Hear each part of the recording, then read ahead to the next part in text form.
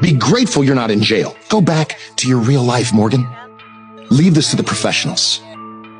The woman was stunned, because she had just helped the man identify the suspect in the murder case. Not long after this, the man turned his back on her. It turned out that ever since Morgan helped the police solve cases, with her 160 IQ, she successfully identified the suspect in a murder case. A man was murdered and his wife Lynette vanished under mysterious circumstances. At first the police treated Lynette as a suspect, but based on the crime scene photos, Morgan analyzed that Lynette was not a suspect but a victim. The real killer was someone else. Through subsequent investigations, they found a man named Brian Damon suspicious, so they brought him to the police station without hesitation. But after questioning, the man claimed he had an alibi. He'd been in a place called Fontana during the murder. Many people could confirm it. Morgan sensed something was wrong, judging by the man's outfit, those Italian hand-stitched shoes, and the pricey watch on his wrist. Damon would never go to Fontana, a place where regular folks vacation. In a fit of anger, Morgan wanted Kara Dike to ask why he'd gone to Fontana. But just then Damon's lawyer showed up at the police station.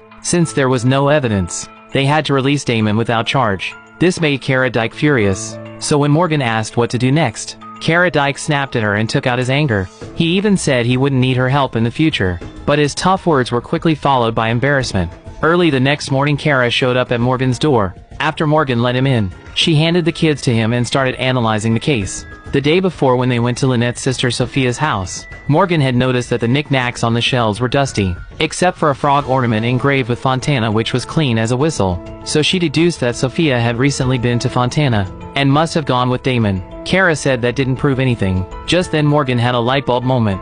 She quickly called her flower-loving neighbor Henry over, because not long ago, Morgan had seen a photo of Lynette with flowers on Letty's phone. Learning that the flowers in the photo took 4 days to wilt, Morgan and Kara rushed to Lynette's house right away. On the way, she also figured out that Sophia must be having an affair with Damon, because Morgan had seen expensive designer jewelry on her hand before. So Damon had gotten close to Sophia to get to Lynette. He didn't want to go to prison, so he wanted Lynette to let him off for Sophia's sake. But how had they managed to be in Fontana during the murder? Morgan suddenly realized something. When they arrived at the crime scene, Morgan tried to piece together what had happened. Lynette had gotten into a fight with Damon and Sophia. Her husband Anthony had stepped in to protect her and gotten caught in the crossfire. In the end, he'd been killed by Damon. But how had the two created an alibi afterward? Looking at the withered flowers in front of her, Morgan suddenly understood. In the photo Lynette had sent to her daughter Letty on the day of the murder, the flowers had still been fresh. And these flowers usually took 4 days to die off. So why were the flowers in the police's crime scene photos already wilted?